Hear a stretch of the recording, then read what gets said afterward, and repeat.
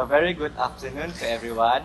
So we from Silicon Street News are here again today to discuss about esports and sports section in our news and what article are we going to put. In the end of the discussion, we will choose two articles to be put into our esports and sports section in our news. So let's start, Wawa. So I would suggest to put the pro and cons in our sport and e-sport article. So parents will always have to answer the question, how much should kids play video games? The answer to the question is going to be harder to find as technology gets better. Plus, kids love to glue their faces to a screen and delve into a virtual world. Of course, you would love them to get out of the house at every opportunity to spend time playing proper sports, but this may not be necessary as long as you can find the right balance between the pros and cons. Okay, first, the pro is they are both active. Everyone knows that playing sport is a workout, but the same can be said for esports. In the past, gaming involved sitting in the armchair staring at the screen. Today, the entire industry is different, and it is making gaming more active. The obvious example is the Nintendo Wii. With a Wii controller, you have stand up and run around the front room. As a result, you can just sit down and bide time until you are bored. To participate, there is a certain level of movement needed, and that is the same as a workout. For the second pro is, they are both special. Although they don't seem inclusive, there is a social element to e-sport. It isn't easy to spot, but that is because you have never played. If you had, you would know that online community exists where people can laugh, joke, and talk about their problems. Okay, it happens remotely, yet that isn't the sport. The point is that kids can actively play e-sport while socializing with their peers and friends through video game system. In the end, it doesn't matter where the release comes from as long as it exists. For the cons, sports are dangerous. One thing you can't say about esports is that they are dangerous. Regular sports are another matter. When your child takes part, you are never sure that they won't suffer an injury. The odds may be slim, yet parents still can't get top of their heads.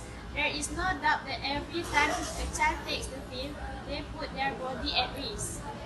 As you can see, there are pros and cons for sport and esports. No children, however, what is also clear is that a mixture of the two can be beneficial. As long as the equilibrium is right, kids can benefit from a bigger social group to be more active. What do you think, Sabri?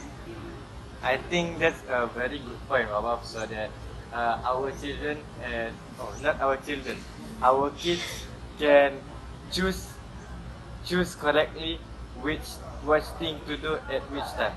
So for this esports and sports section, I would like to add about one type of game which is currently uprising in the mobile games right now, which is the Call of Duty. This game, Call of Duty Mobile, has had a colossal launch week, racking up more downloads than any other mobile game in history, according to analytics firm Sensor Tower. The game has reportedly achieved over 100 million downloads since going live at the beginning of this month. That easily beats out the launch week figures that Sensor Tower recorded for games that will be Call of Duty's biggest rival. There are caveats, however. While PUBG Mobile, for instance, got only 28 million downloads in its first week, its rollout was staggered across the regions. For the mobile version of Fortnite, meanwhile, was only downloaded 22.5 million times first, but it was only available on iOS at first. So what is Call of Duty Mobile actually? So it is a multiplayer game where you can team up with your friends and play your way by using the UAV recon or Predator missile, or even customize your own weapons as you engage in head-to-head battle. There is a setting in the game where once you eliminate a set of number of enemies in a row, you'll trigger the special score streak, which is a system that will give you access to new weapons, more powerful and astonishingly realistic, better experience. So these are some of the features that makes this new game beats other mobile game out there, such as the PUBG Mobile, Fortnite Mobile, and also other big games. So I guess that's all that I want to add in the e-sport and sport section of our news. So what about you, Danish? Okay, I like your article because I think that since Call of Duty is a trending game right now, I think the readers will be more interested to buy our newspaper. So for my point, I would like to insert an article about the differences between e-sport and sports. Okay, as we all know, the biggest difference of e-sports and sports is how the way we play in the sports. For example, esports are a digitally native phenomenon, meaning that esports are usually played indoor and it's not like outdoor like other real life sports. And it's not a real life experience. That you can play esports at your home, at your school, or even in our class in here. Meaning that we can play anywhere. We don't need to go specific location to play the game. For example, like sports, like football, we need to go to a football field to play the game. And like badminton, we need to go to the badminton court. And ping pong, we need to have the table to play the game.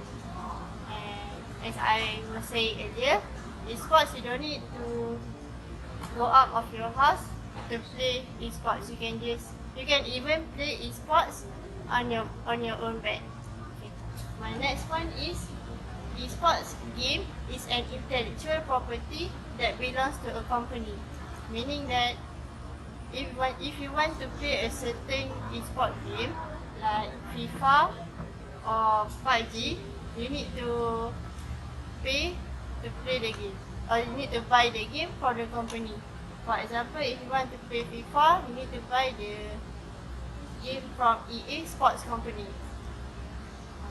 If you don't buy from the company, you will be charged for piracy content, like you stealing from the company.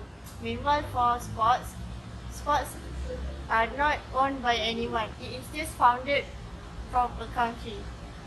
So I think sports are more accessible to play. Like you don't need to pay a lot. You don't need to pay to a certain company to play the game. My last point is sports are not as frequently played as sports. As we all know, football has a lot of type of games. World Cup, season football, and even in our country like Liga Perdana. Okay. Meaning that in a year there are a lot of football games that are happening. Meanwhile, e-sport games like Dota are only played once a year. And to play in the big game, you need to join a mini game first, so that you can qualify yourself to join the big game. So I think that esports and sport has a lot of differences in between location, requirement, and the frequency of the tournament in a year. So in conclusion, I think that even though there are a lot of difference between e-sport and sports, e-sport should be included as a part of sports. Because just because another is played outside and another is played indoor doesn't mean they should be separated into categories. So I hope that maybe in the future e-sport can be categorized in Olympic sport.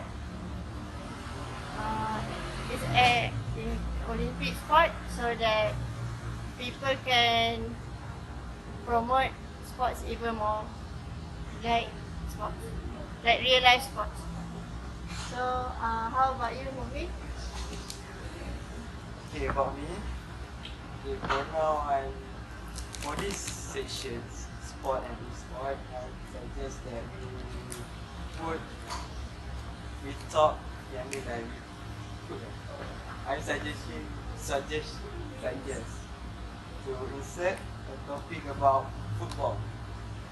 One of the reasons why I pick football because football is the most popular sport in the world, where it's got 4 billion followers.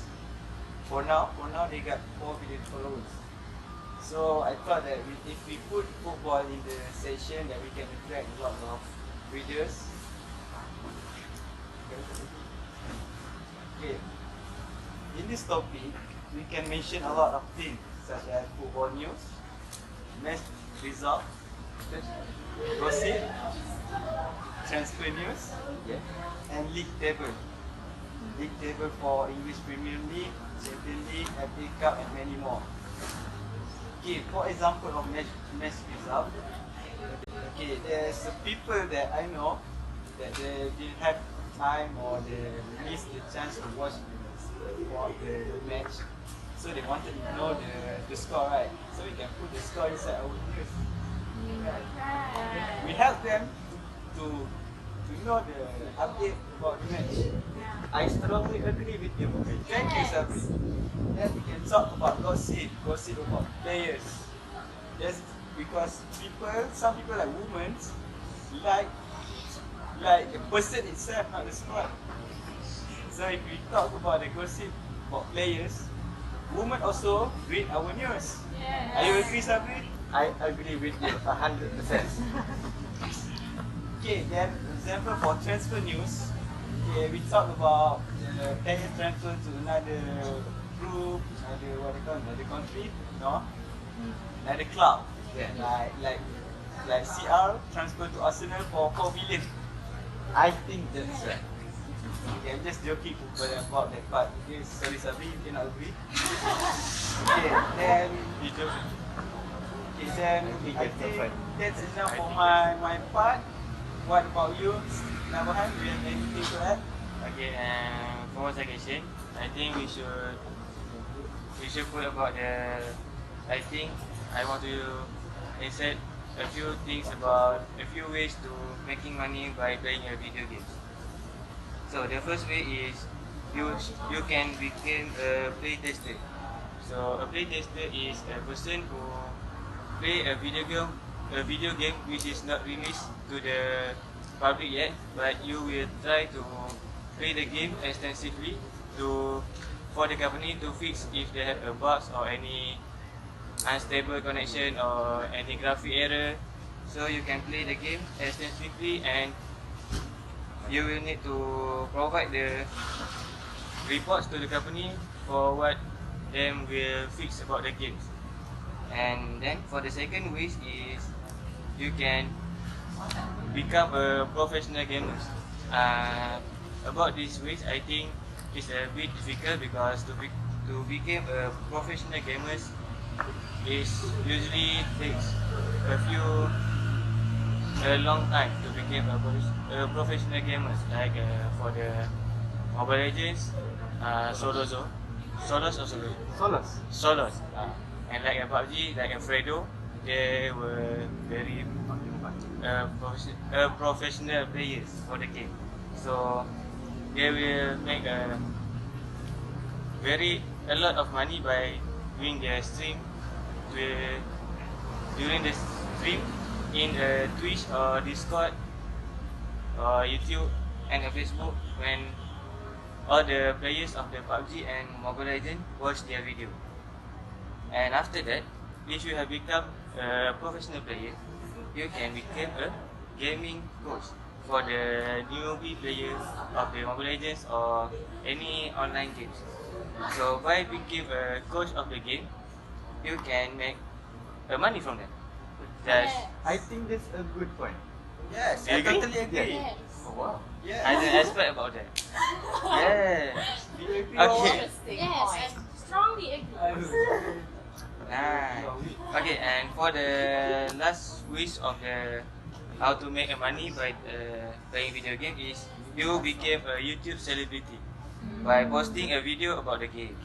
So by the wait, wait. I forgot my mind. Okay, by posting the video of you playing the games, if so as what I say, you are professional gamers and you post a video that you play about the game at the YouTube, and if many people view your video, and the YouTube company will pay you through the views that people have view your video lah.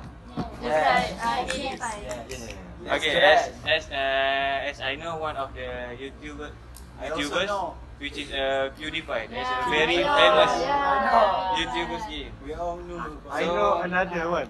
T-series. Okay, Proceed.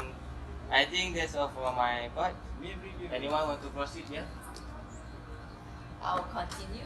Since everyone is talking about esports and the future, I would like to actually promote traditional sports. Wow. We must remember our So roots, bad. you know. So, Chongkak.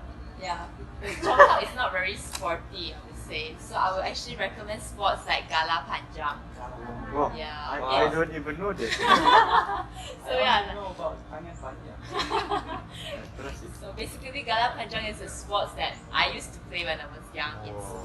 Yeah. So basically, it Teacher? involves a lot of physical movement, and it's a very group kind of game. So you can actually have the defendant and the one who's gonna cross over. Yeah, so it's actually quite fun, and it's a good game to be instilled in our society right now because we rarely do sports physically these days because of esports. Yes. What else is like, for instance, kicking the feathers or sepak bulu ayam. I don't play this game, but I do see people playing this game. I find them very cool. Yeah, so we can maybe put in methods on how to play these games. I know the traditional name. In Malaysia, we call it Tating Lawi. That's the name. Tating Lawi. So and since we have international students here, so we can actually promote our sports to them. They can try out and maybe share cultures among Yeah. international students and us through our newspaper. Yeah. So yeah, that's what I would like to add in our sports and esports segment. Yes, correct. I strongly agree about that. Now, Yeah. I want to share a news is some organization declared esports will become Asian Games competitive events. It's okay, it's okay. It's okay. Many people have a widely discussion and development of the esports. People's other are changing. Esports have also a lot of recognition. I'm from China. Well, one baseball Dota player. Recently, I heard about the news. The Dota competition GI was over in China, Shanghai. Yeah. The computer officially declared the bonus is 3,429,000. And the bonus was over NBA bonus for season. This is so amazing because 98% bonus was donated by Dota players from all over the world. In my country, there had a word called the area. After explanation, because in the 19th century there had many computer games. Computer player was born in 19th century. So they are very familiar with the esport area. In my country, the development of esport was so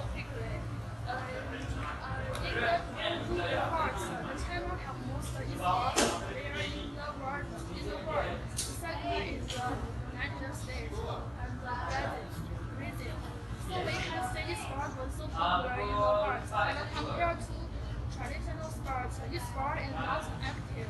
I hope in the future the people same attention to the sports and the traditional sport and this sport will have the same value.